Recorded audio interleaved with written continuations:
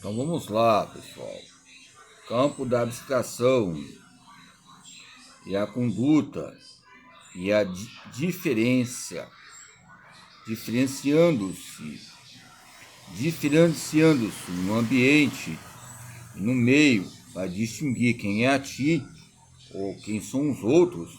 Dessa forma, acrescenta algo, uma qualidade assim isolada pela abstração que vem abstrair. Okay? Então, quando falamos sobre abstração e consciência corporal, a fazer a abstração de si próprio, isto é, tomar consciência, ou seja, abstrair algo, você vai abstrair, vai ter abstração, uma ideia, um conjunto elementar de efeitos, como eu falei, sobre esquemas de ações que assim vão ser exercidas sobre os objetos. E assim você vai ter uma tomada de consciência.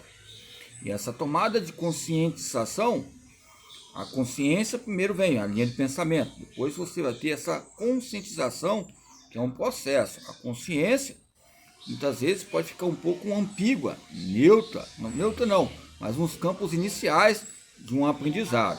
Essa tomada de consciência que vai colocar em partida, abstrair coordenadas internas, que eu coloco o tempo. Tempo são coordenadas internas e externas. O que é tempo? É um deslocamento, que eu vou conceituar o que é coordenada. Coordenadas são ajustes no tempo que eu vou deslocar. Tempo livre, tempo físico, tempo social, tempo trabalhado, tempo assalariado, tempo sindical. Aí o tempo nos coloca um túnel ou um museu de etimologias ou fábrica de palavras que podemos conceituar. Tempo construído, tempo, ou seja, reconfigurado. Então, essas questões da coordenação a partir de coordenadas internas, que vai relacionar a potência. Aonde há um deslocamento, uma distância, há uma coordenada interna, porque houve fatores determinantes para haver esquema de ação. Esse esquema motor relaciona as operações que estejam em um campo inativamente, relacionado à minha essência, ou seja, é lógico que não está ali preparado e pronto, mas eu tenho esse campo de DNA, que vai despertar pré-formado. E essa tomada de antecipação vai ser interpretada como uma abstração progressiva de elementos, tomando a partir de um funcionamento hereditário, como eu coloquei, interno. Essas coordenadas internas vão ser regrupadas graças a novas composições constitutivas, ou rupturas, que acontecem no conceito de que aprendizado. Rupturas, ou micro-rupturas, são adaptações que relacionam um aprendizado. Quando eu vou adaptar ao meio, nos campos das coordenadas internas, as coordenadas externas, os meios coordenativos, coordenações internas e externas, vem a relacionar operações que vai haver essa inversibilidade interna e externa, externa e interna. Essa inversibilidade vai haver múltiplas relações com o meio, e vai haver o que? Um campo lógico ligado à minha expressão entre o esquema motor, entre a abstração, a reflexão, e essa ação vai haver determinados níveis de múltiplas maneiras de movimentar, ligado à coordenação. Ou seja, essas coordenações são internas, finas, e as coordenações internas e externas têm o conceito de coordenações grossas, amplas, que nos coloca fatores óperos. Então, nessa abstração, vamos abstrair campo operativo inverso, ocorre essas trocas ligado ao desenvolvimento. Uma pessoa encontrando com outra, já ocorre um relacionamento, e esse tipo de relacionamento vai haver também formas múltiplas dialógicas, que vai haver o quê? Maneiras que podemos atingir um simbolismo.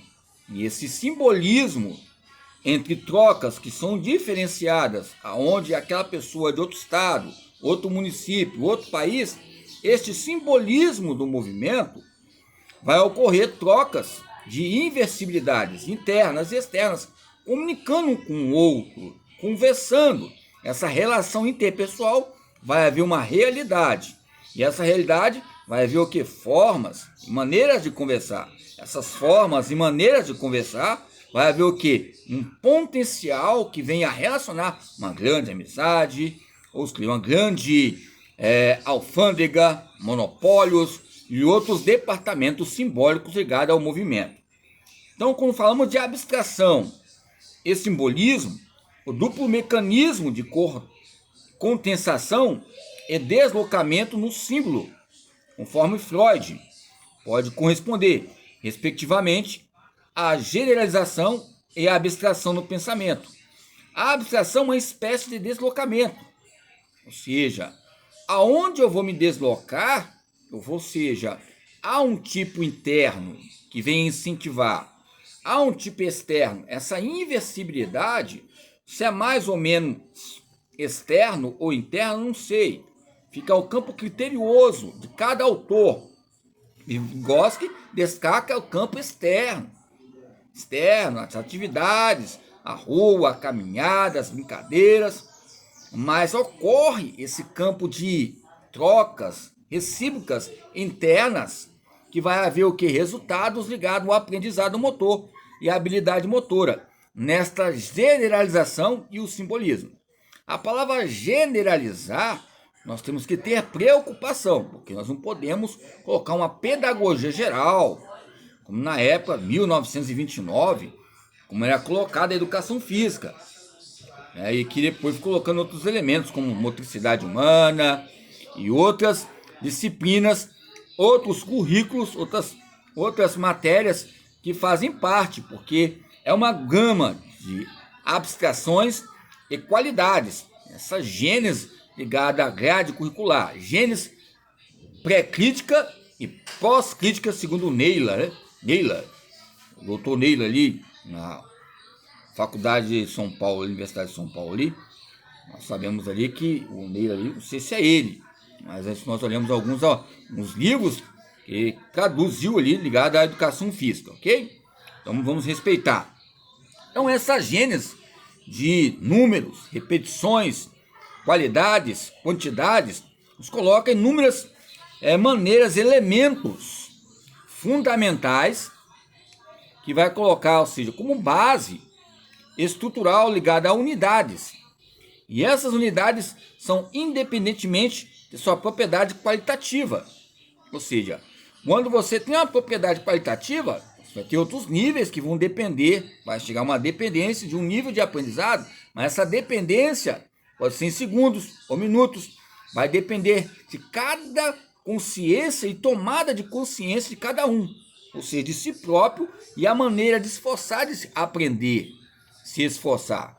Então, essas maneiras qualitativas e quantitativas nos colocam unidades. E quando falamos de unidades, também coloca sobre deslocamentos. Deslocamento nos coloca fatores que ligam à pesquisa. E a pesquisa nos coloca fatores para deslocar a investigação. A investigação vai deslocar para a identificação.